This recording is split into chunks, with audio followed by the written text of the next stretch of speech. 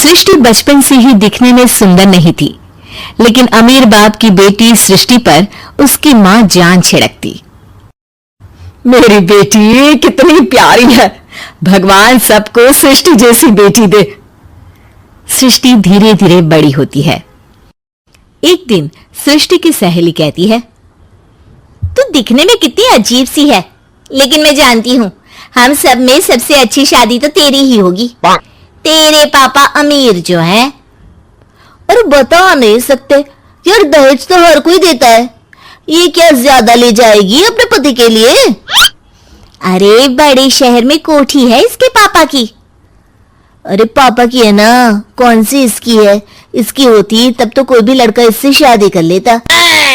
अरे पापा की मतलब पापा की है तो मेरी ही है ना? किसने कहा? अब तेरी तो तब होगी ना जब तेरा भाई ना हो। वैसे भी शादी के बाद सारी प्रॉपर्टी भाई के नाम होती है।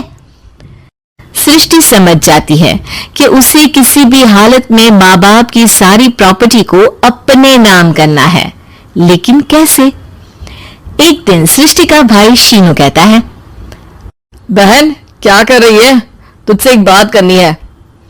अरे हाँ हाँ करना, मैं तो तेरी बहन हूँ। बहन मेरी लाइफ में ना एक लड़की है, बहुत अच्छी है। मैं सोच रहा हूँ माँ और पापा से बात करूँ शादी के लिए।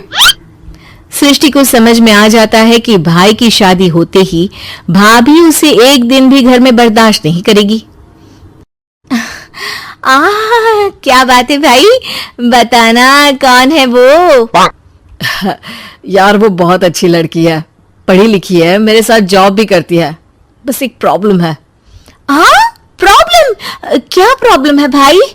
यार वो शादीशुदा है, लेकिन उसके पति ने उसे सिर्फ इसलिए छोड़ दिया क्योंकि उसके माँ बाप दहेज नहीं दे पाए। सृष्टि ये सुनकर न जाने क्यों खुश हो जाती है। अरे भाई तो क्या हुआ, लड़की तुझे तो पसंद है ना? शीनू को लगता है कि बहन उसे समझ रही है। वो इस बात से अनजान होता है कि उसकी बहन की मंशा पूरा घर हड़पने की है। सृष्टि अपनी माँ से कहती है, मम्मी मुझे तो बहुत चिंता है, पता है शीनू क्या कर रहा है? अरे क्या कर रहा है? वो तो काम पर जाता है और वापस घर आता है। नहीं ना माँ, वो यही तो नहीं कर रहा, बाकी सब कर रहा है। आपको पता है उससे प्यार है, और वो भी एक शादीशुदा लड़की से। ये क्या हो गया? मैं सोसाइटी में क्या मुंह दिखाऊंगी? अरे तेरे पापा तो यही कहेंगे कि मैंने ही उसे बिगाड़ दिया है। माँ देखो, मेरी बात मानो, पापा पर भी विश्वास करने की जरूरत नहीं है। अब आप ही बताओ, पापा इतनी देर घर के बाहर रहते हैं क्यों? बोलो। अरे बेटा वो तो नौकरी करते हैं ना। तू बहुत भोली है माँ। पापा का ऑफिस तो 7 बजे खत्म हो जाता है, लेकिन देखो कितनी देर से आते हैं। अरे नहीं नहीं बेटा, ऐसी कोई बात नहीं है। सृष्टि माँ को एक औरत से बात करते पिता की फोटो दिखाती है। देखो माँ कैसे हैं पापा, मैं ना कहती थी कि पापा सही नहीं है।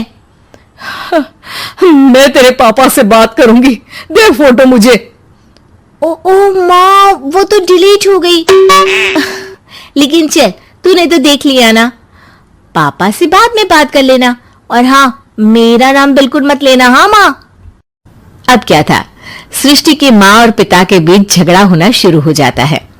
सृष्टि के मन में क्या चल रहा था कोई नहीं जानता था। एक दिन, माँ सृष्टि के लिए एक लड़का देखा है, वो लोग शाम को उसे देखने आने वाले हैं। और हाँ माँ, एक खुशखबरी, मैं और पापा मिलकर एक नया बिजनेस ट्राई कर रहे हैं। शाम को लड़का आता है, सांवले रंग का। सृष्टि को तो बिल्कुल भी पसंद नहीं आता। लड़की की माँ कहती है, लड़की का चेहरा तो कोई खास नहीं, लेकिन अगर मेरे बेटे को आप लोग सेटल कर दें तो मैं उसकी शादी आपकी बेटी से करवा दूं। सृष्टि को लड़का बिल्कुल पसंद नहीं था। उसे भाई पर गुस्सा आ जाता है।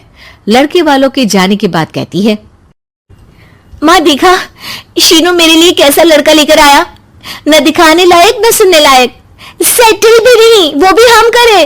अरे माँ, मैं जानती हूँ ये मेरी शादी किसी भी घर में क्यों करवाना चाहता है। अरे कैसी बात कर रही है बहन, तूने तो देखा ना, लड़के को मैंने ही मना कर दिया तुझसे शादी के लिए। जिसने लड़का बताया था उसने उसकी बहुत तारीफ की थी। बात आई गई हो जाती है, लेकिन सृष्टि का मन शांत नहीं होता। क्या करूं, कुछ समझ में नहीं आ रहा। मेरी शादी हो गई तो ये लोग पूरी प्रॉपर्टी शीनू के नाम कर देंगे, मेरे हाथ तो कुछ लगेगा ही नहीं। तभी सृष्टि को आइडिया आता है। वो किसी वकील को फोन करती है।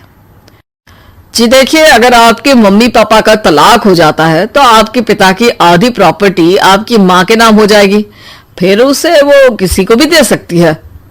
सृष्टि अब माँ को बेटे के खिलाफ भरती है। माँ, शीनू पर नजर रखा करो, वो जिस लड़की के प्यार में है ना वो शादीशुदा है।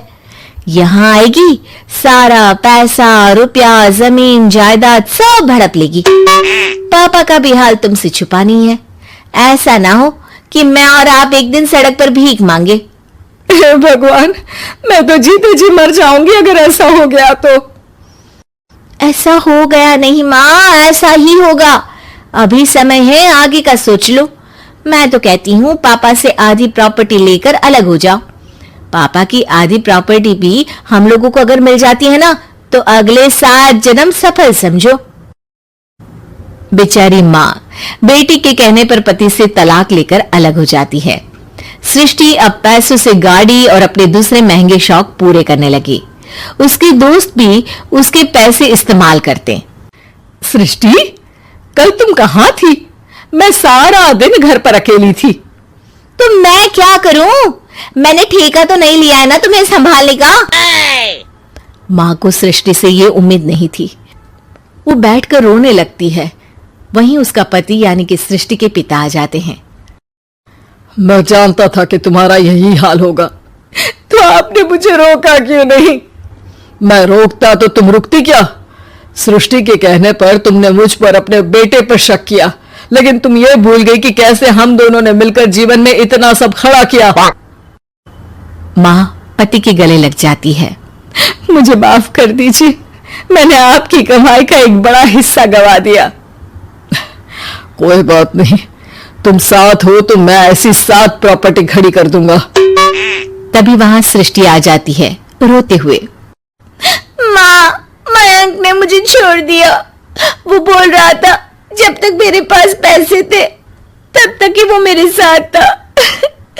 पापा, माँ, मुझे माफ कर दीजिए।